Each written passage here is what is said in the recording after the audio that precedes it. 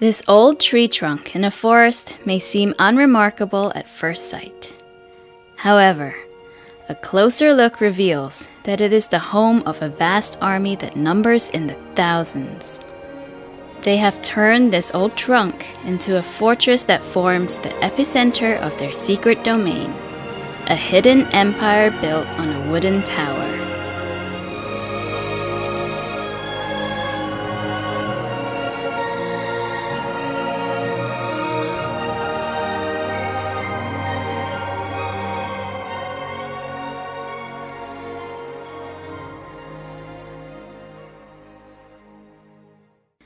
This empire loves secrecy.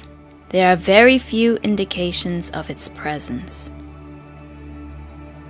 A few guards keep watch at the entrances, and occasionally a foraging party emerges. Sometimes construction workers can be seen carrying sawdust out of the tunnels. However, a closer look reveals that this empire is much larger than it appears. There are workers of different sizes, a phenomenon called polymorphism. Although polymorphism is widespread in this species of ants, it only takes place in mature colonies. Our wood tower colony has already produced young queens for several seasons and sent them on their nuptial flights to start new offshoots of this empire. This offers another line of evidence that this secret empire is indeed very large and mature. These ants belong to the species Camponotus ligniperdus, and they are the largest ants found in Central Europe. They are colloquially known as horse ants, and they are closely related to the North American carpenter ants and the Australian sugar ants.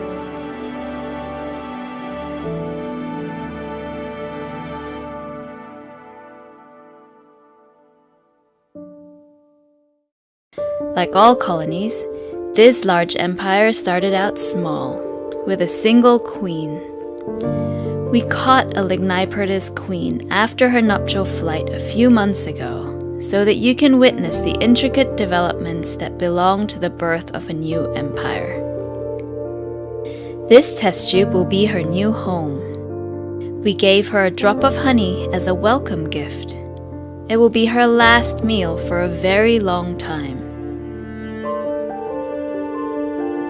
A test tube may seem to be too small a home for such a large ant, but that's exactly what the queen wants. In the wild, she would have burrowed herself under a rock or in an old log, carving out an even tinier space and sealing the entrance behind her. This little crevice is called a nuptial chamber. The queen will not leave it for the next few months, during which she will live off her fat reserves.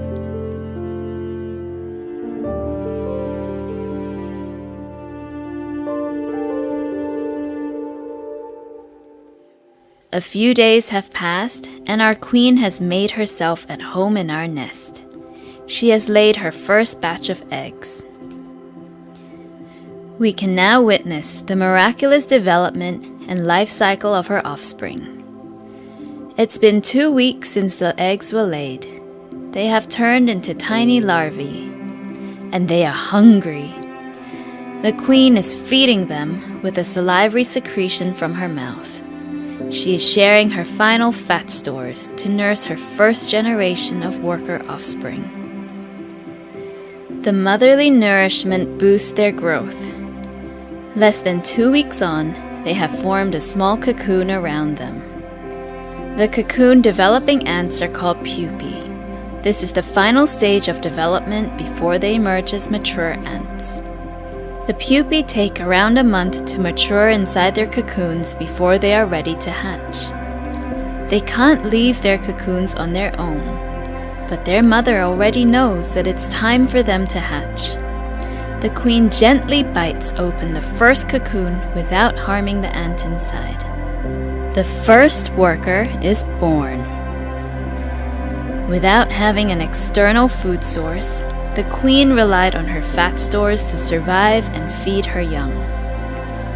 so her first set of offspring only received a limited amount of nutrition. Because of this restricted diet during their development, this first generation of workers is much smaller than future generations will be.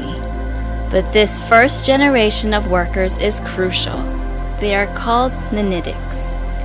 It is their selfless hard labor that lays the foundation on which this hidden empire will be built.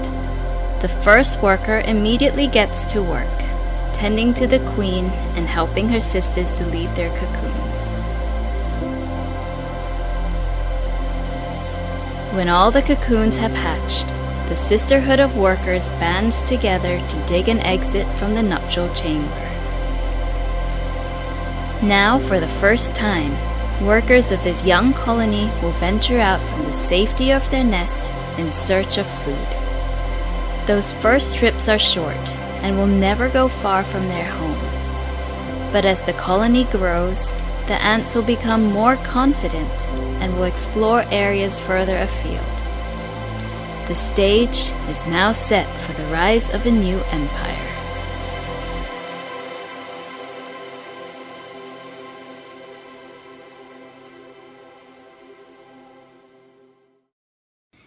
We will revisit our homegrown colony and the secret kingdom hidden in the tree trunk. But first, we will look at an empire whose founding stage was far more dramatic and bloody than what we have seen in this species.